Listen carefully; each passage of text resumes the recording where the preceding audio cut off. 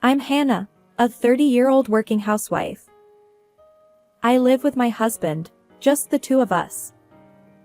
We've been married for a year, so we don't have any children yet. But we had a fairly enjoyable everyday life. Whenever we had a day off together, we would go out and eat delicious food. We both worked, so we indulged ourselves a little and had fun. At our age, there are many people who already have children, but we weren't pressured to have any. Both my parents and my in-laws seemed to think that we should leave it to the stork's mood. Besides, we were newlyweds, so we wanted to enjoy ourselves while we could. That's how we spend our days, but lately my husband's behavior has changed. He's always sneaking around, and he's cold when I talk to him. He always holds his smartphone, and he takes it with him even when he goes to the bathroom or the bath. When I pointed it out to him, he got very angry. Hey, don't you think you're playing with your phone too much? You take it everywhere, don't you? Can't you do something about it? What? It's none of your business. What does it have to do with you? Well, it doesn't, but still. Our conversation has decreased, hasn't it? We're still newlyweds, you know? Shut up. Are you my mother? Let me do what I want. Do you know who's making this lifestyle possible for you? What? I'm the one who earns money and feeds you, so don't tell me what to do. Got it? Understand? I was shocked by what he said to me. I didn't think he was such a chauvinist, and I was also surprised. Sure, his income was higher than mine. But I worked too. I worked hard, and I wasn't relying on him for everything. Even if I was a full-time housewife, I wouldn't want to be spoken to like that. It was a completely inconsiderate remark, and I couldn't forgive it. He said he was the one who made it possible for me to live, but who did he think was doing the household chores? He helped me with them for the first month after we got married. But he doesn't do any housework anymore. He acts like it's natural for me to do it. I was also annoyed by that. So I talked back to him. Hey, you said who's making this lifestyle possible for you, right? Can I ask you something? Who do you think makes it possible for you to wear clean clothes and sleep in a clean bed? What? I'm the one who always does the laundry and makes the bed, right? Wrong. You don't do any housework at all, do you? Don't act so arrogant. Then he got even angrier and hurled horrible words at me. They were so bad that I wanted to cover my ears. Shut up. I married you, an old hag like you, so you should be grateful. Don't act so high and mighty, you old hag. You're nothing but a maid who earns pennies and does housework. Excuse me? No, maybe a slave. Yeah, that's right. You're a perfect slave. Just be quiet and do what I say. And don't tell me what to do. Got it? He said that while tearing up the beauty magazine that I loved to read, which was lying around. I was going to read it now, and I was very sad. I had been looking forward to buying it every month. It wasn't a big amount of money, but it was quite shocking to me. He was so angry that he exploded in a tantrum. He wasn't like that when we were dating, and I didn't know at all. He didn't even get that angry when we first got married. Maybe this was his true nature. I started to hate him more and more. But he was someone I loved once. Maybe if I tried to compromise a little, we could understand each other better. I thought that, and I tried to understand him somehow. But he didn't seem to want to compromise with me. He didn't help me at all when I was busy with housework. And he didn't take care of me when I was sick in bed with a cold.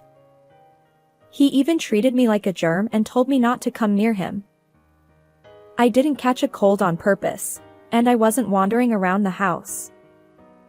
But it was okay to go get a drink, right? He frowned when he saw me standing in front of the fridge. I felt so hopeless and sad. After that, our relationship didn't improve much. But he bought me a bouquet of flowers for my birthday. Maybe he was trying to compromise with me after all, I thought, and I was happy. I put the flowers in a vase and changed the water regularly. He loves me. Just thinking that, I felt like I could understand him better. As the end of the year approached, there was talk of visiting my in-laws' house. My husband seemed very excited about it. However, as a nurse, it didn't matter to me whether it was the end of the year or not. Since I couldn't take time off, we decided that my husband would go alone. He works for a major company, and it seems he can take time off relatively easily. My husband happily announced that he would spend 4 days at his parents' house. Well then, I'll head to my parents' place. Sure, I understand. Sorry, I can't go. No, it's fine. Can't be helped. I'll visit just for that one day when I have time off. Got it. And so, my husband set off for his parents' house at the end of the year. I headed to work since I had my job. His parents' house is in the neighboring state, about an hour and a half away by car. So, I decided to make the effort to go even on the days I had time off. I work in the emergency department of a general hospital, and the end of the year is especially busy. Patients with acute alcohol poisoning, sudden fevers, and injuries kept coming in. Since we only handle emergencies during the New Year period, both doctors and nurses were exhausted. I was managing such a hectic workload when I suddenly developed a fever at work. After being examined by a doctor, it turned out to be influenza. Feeling terrible and not wanting to risk spreading it to other staff or patients, I was told to go home. Even though it was my night shift, I felt apologetic. Thinking that luck wasn't on my side, I decided to head home. Well, my body was exhausted, so I planned to rest and sleep. And so, I finally arrived home. I unlocked the door with a click and stepped inside. That's when I heard the sound of the shower. Our house has a bathroom right near the entrance. So, the sound of the shower was clearly audible. As I stepped inside, I caught a faint scent of perfume I had never smelled before. I realized everything, but for now, I decided to send my husband a message. Somebody is in the house. Hey, what should I do? It must be a burglar. Run away now. Okay.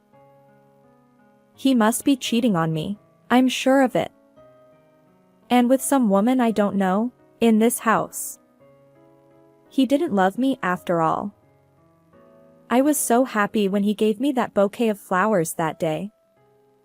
I felt betrayed and full of anger. But I quietly closed the door of the house. I didn't want them to notice me, so I closed it as quietly as possible.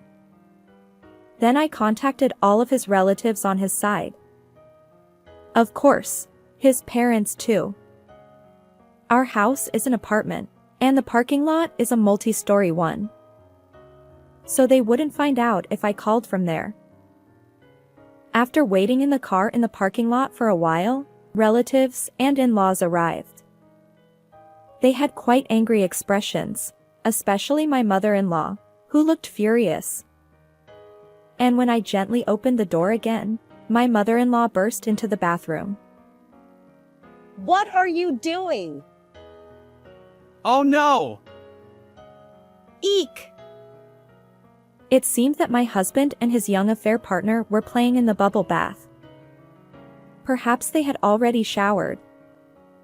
Even in the bathroom, my husband was holding his phone, but he dropped it into the foamy water.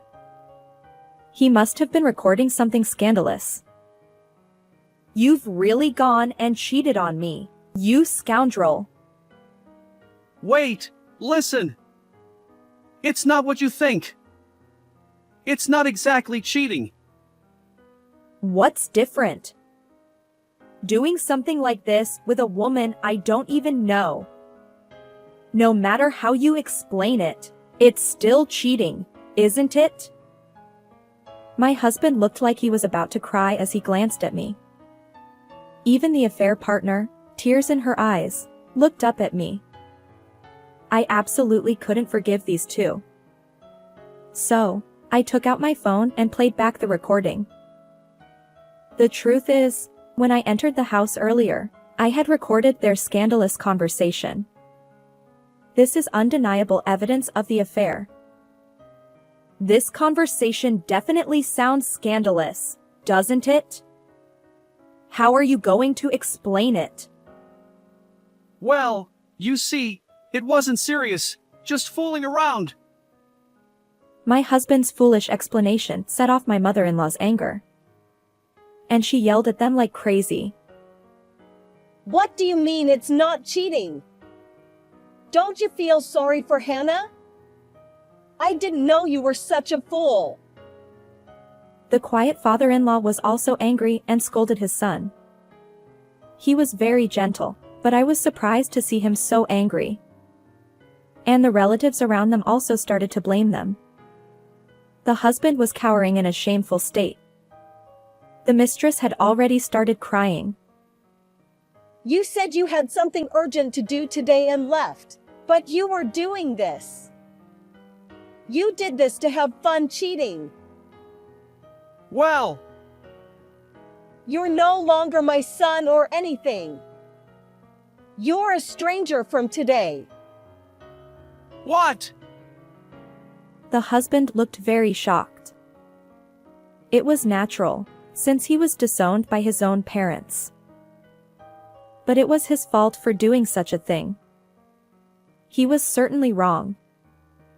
One of the relatives was a very scary uncle, and he cursed the husband a lot. The husband was afraid of him and started crying. He was pathetic for a man. Please, don't blame me so much. I'm sorry. Me too. Please forgive me. No, I won't forgive you. I will claim damages from you. What? Damage. Wait, please. I don't want that. Huh? You committed adultery, so you have to pay. If you didn't want to face legal action, you shouldn't have done such a thing in the first place. The cheating partner cried more and her eyes turned red. She would probably have swollen eyes tomorrow. The husband sobbed with a runny nose. I thought he was disgusting. I had no love left for this husband. All I had was hatred. I would never forgive this husband. So I decided to go to a lawyer's office on my day off. For now, I wanted to kick them out of the house, so I packed their belongings. I stuffed the husband's belongings into a Boston bag and threw it outside. I also threw out the cheating partner's expensive-looking bag. I kicked out the husband and the cheating partner and told them never to come back. I don't need dirty people in this house, so don't come in anymore. Bye. Wait! Please let me in. Shut up. Be quiet. Oh. The in-laws and relatives left by car. The husband and his lover were having a lover's quarrel outside. They were arguing about who invited whom today. Listening to them, I thought they were idiots. They were so noisy that they might bother the people in the other rooms, so I called the police. The husband and his lover were warned and dispersed. That day, of course, the husband didn't come back. He probably went to some business hotel or somewhere. I didn't feel lonely or anything. I felt refreshed. More than that, I had a fever and felt terrible. When I was yelling at my husband, I had forgotten that I had a fever, but I remembered it. I felt drained, so I changed my clothes and collapsed on the bed as soon as I got there. There were some emergency retort foods and drinks in the house. I thought I could manage without anyone. But what on earth was my husband thinking? He said he was going back to his parents' house, but he lied and came back home to cheat on me. I was really disgusted. He knew I was working the night shift and he targeted me that day. How much did he look down on me? I told the relatives and in-laws that I had the flu. I felt sorry for them if I had infected them because I was there. But I didn't hear from them for 2 days, so they must have been fine. But on the 3rd day after I kicked out my husband, he contacted me. He said he had a fever and felt terrible. He must have caught the flu.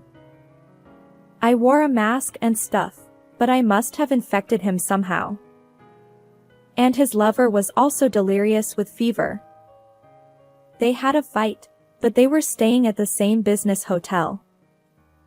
They both couldn't move and asked me to help them. Despite feeling bad too, what were they talking about? Genesis and I have a high fever and are delirious. Please come and take care of us. I'm sick with the flu too, so no way. Besides, what are you saying after cheating on me? Don't say that. You're a nurse, right? You're so cold. Did you think I would do anything for you because I'm a nurse?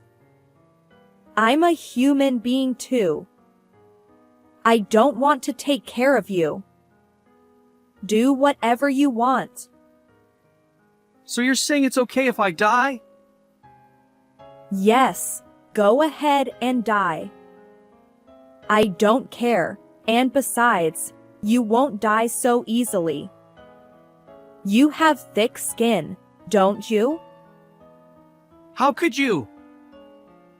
Oh, by the way, I'll go to the lawyer's office when I get better.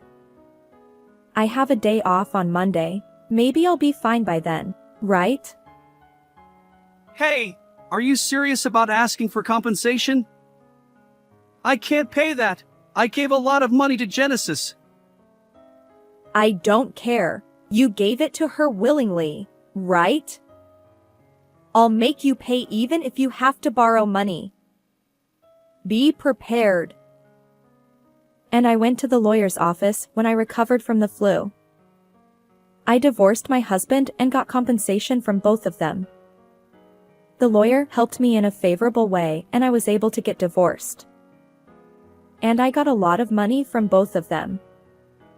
My ex-husband had given a lot of money to his mistress, so he ran out of savings after paying me. And his mistress had a fiancé even though she did such a thing. So she had to pay him too. They deserved the punishment from heaven, and I couldn't stop laughing. After that, my ex-husband who recovered from the flu went to apologize to his parents' house. But they turned him away. He contacted me again. He wanted me to let him in the house. But I had no intention of doing that. I decided to move out quickly. My ex-husband said he was supporting me, but I was the one paying the rent. Of course, I was the one who signed the contract. So I was free to move out. I had his parents pick up his stuff. My mother-in-law kindly accepted it and I was grateful. After that, I deleted his contact information. But I heard from a friend that he lost his job and disappeared. His mistress was a coworker of his, but she was harassing other women. She was so disgusting. Now, I live comfortably in a different apartment. I'm busy with work, but I'm happy and have no problems. Life is long, and I want to get married again if I find a good partner. I'll make sure to choose carefully next time. How did you like this story? Please subscribe to the channel. See you in the next video.